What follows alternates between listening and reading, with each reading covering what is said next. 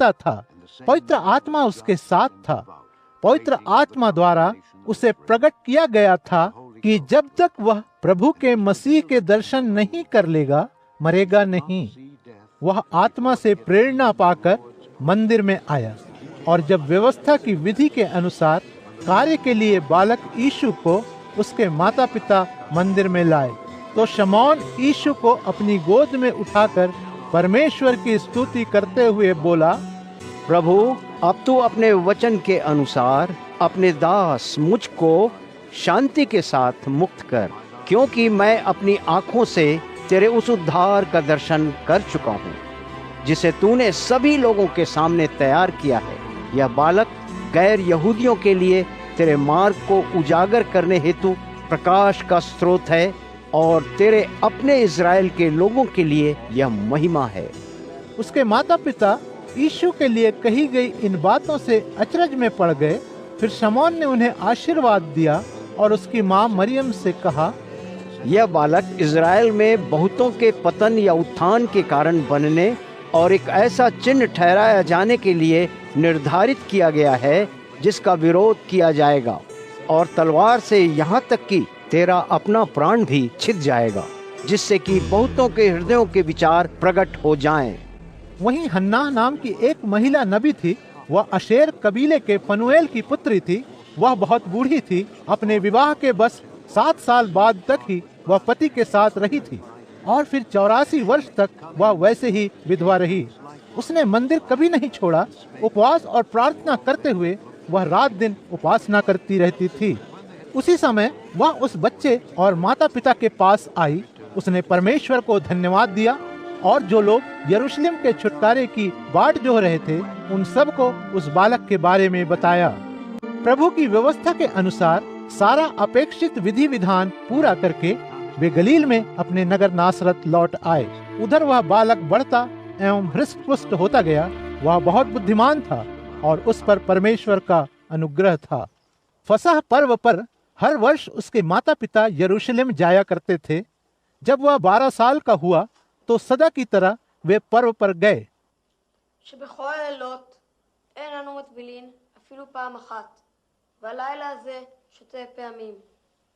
שבכל הלילות אנו אוכלין בין יושבין ובין מסובין, והלילה הזה כולנו מסובין.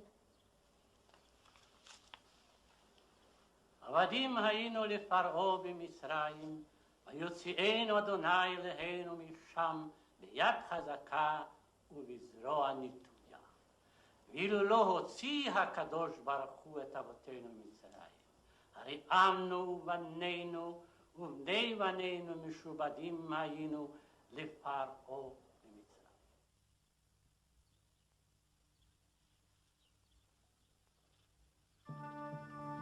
जब पर्व समाप्त हुआ और वे घर लौट रहे थे तो यीशु वहीं यरूशलेम में रह गया, किंतु माता पिता को इसका पता नहीं चल पाया।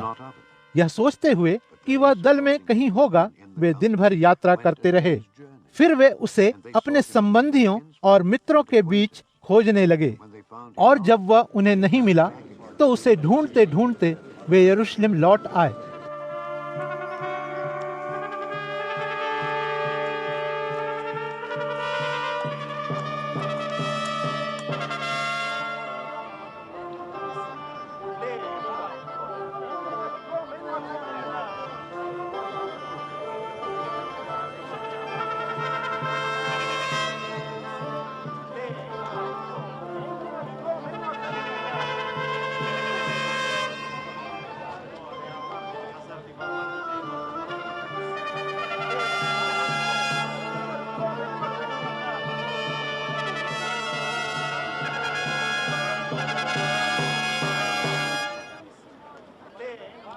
מה היתרון דור אנשי נינווה על פני הדור הזה?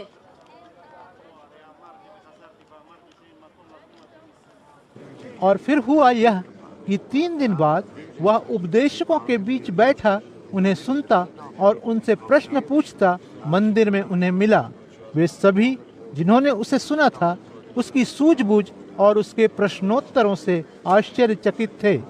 जब उसके माता पिता ने उसे देखा तो वे दंग रह गए। उसकी माता ने उससे पूछा, बेटे, तुमने हमारे साथ ऐसा क्यों किया? तेरे पिता और मैं तुझे ढूंढते हुए बुरी तरह व्याकुल थे।